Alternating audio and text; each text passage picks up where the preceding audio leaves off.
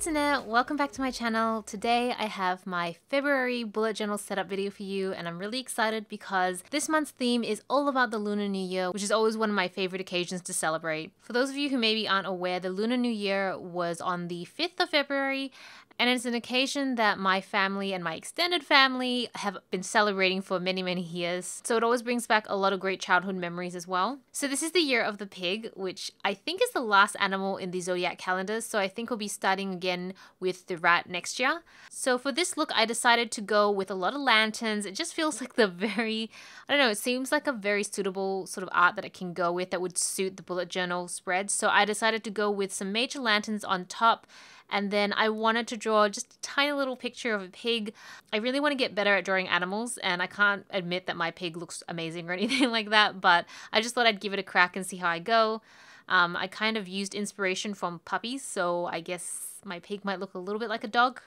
We'll go with that. And then I decided to put these little like black panels on the side because what I wanted to do, and I didn't actually film it as part of this video just because the ink in my white pen wasn't working so great, but I wanted to do like salutations in different languages. So Mandarin, Xin Nian Kuai Le, and a lot of other, like I know the Vietnamese one and there's the Cantonese. So I just wanted to write all them down because I just thought it would look really festive and complete. And I never mentioned the pens I use, so I'm going to try starting to do that if I can remember. But the main pen that I'm using is going to be the Sakura Pigma pen just because it is waterproof, so I can go over it with textures and watercolors later and it won't bleed. To write the month of February, I always use my trusty Tombow dual tip pen in black.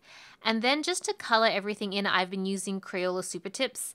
I just find them so versatile, so easy to use, and they're so affordable. So I know that if I wear these out, like with too much excessive use, I can just replace them. So they're a safe bet. At the bottom of my spread, I just wanted to add a little bit of gold and yellow just to kind of pull everything together. I don't know, I just never feel like my title pages feel super complete. I have occasionally done title pages that I just felt really pulled together nicely. I think this one was okay. I think I could have definitely done a better job, but I'm pretty happy with it.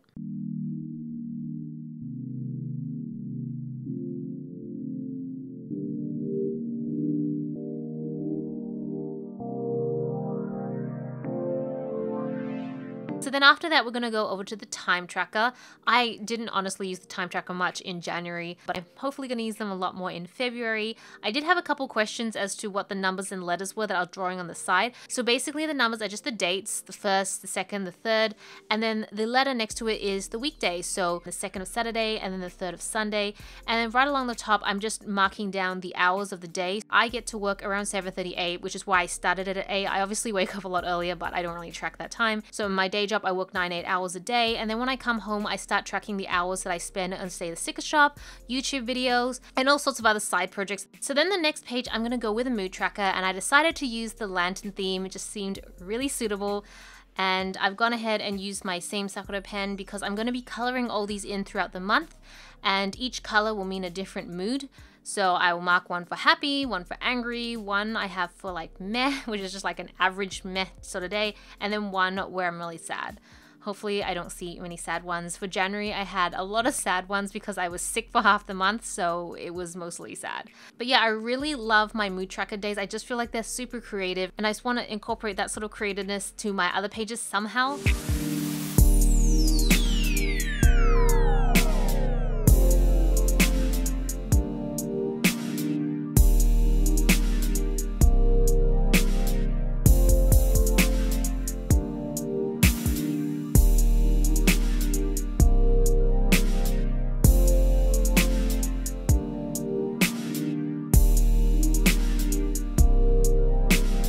So the next one I'm going to do is the sleep tracker. I have been tracking how much sleep I've been getting just to better understand how much I need to feel good.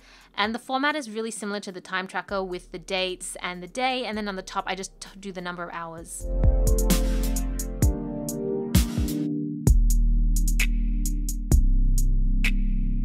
So then over on the next page, I have my habit tracker. My habit tracker this year is generally a little smaller than they used to be just because I do have my yearly habit trackers. I mentioned this on Instagram. I don't know if anybody else knows about it, but I actually redid my 2019 bullet journal setup in terms of I literally just got another Lightroom and then I redid it and I changed quite a few things. I just really wasn't happy with how I set it out. I got a new journal and I gave my journal to my family because they use it for a lot of notebooks and stuff like that. So fortunately it was not wasted, though it was a very nice and expensive book. Alright, after the habit tracker is our monthly view, and this usually marks the last page in my setup for the month. I like to draw out each of the days for the month, and if you're curious, each of the boxes are 6 by 6. So for me, this page is pretty cookie cutter. I feel like I do the same thing each time, which I really kind of want to change up because it's getting a little bit old, but I did try a few new things with this one. So I added a red heading to each day of the week just to give a little bit of extra color to it. Then I also made sure to highlight the dates in red,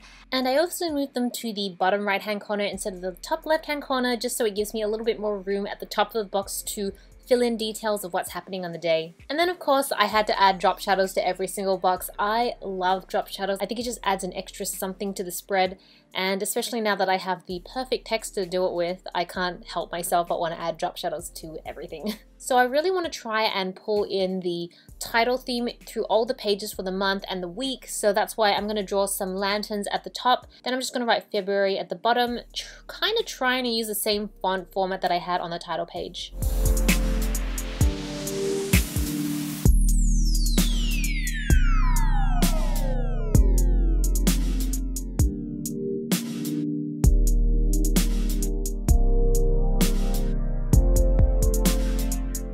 That is pretty much it. I hope you guys enjoyed this video.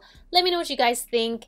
And also, if you have any other, or you know of any other bullet journal Instagrams or accounts or YouTube channels or anything that you think I would find inspiring, please link them down below. I would love to check them out. I am really trying to up my creative game, I guess. I said that last year, but I'm constantly trying to look for inspiration. So if you have any, do let me know.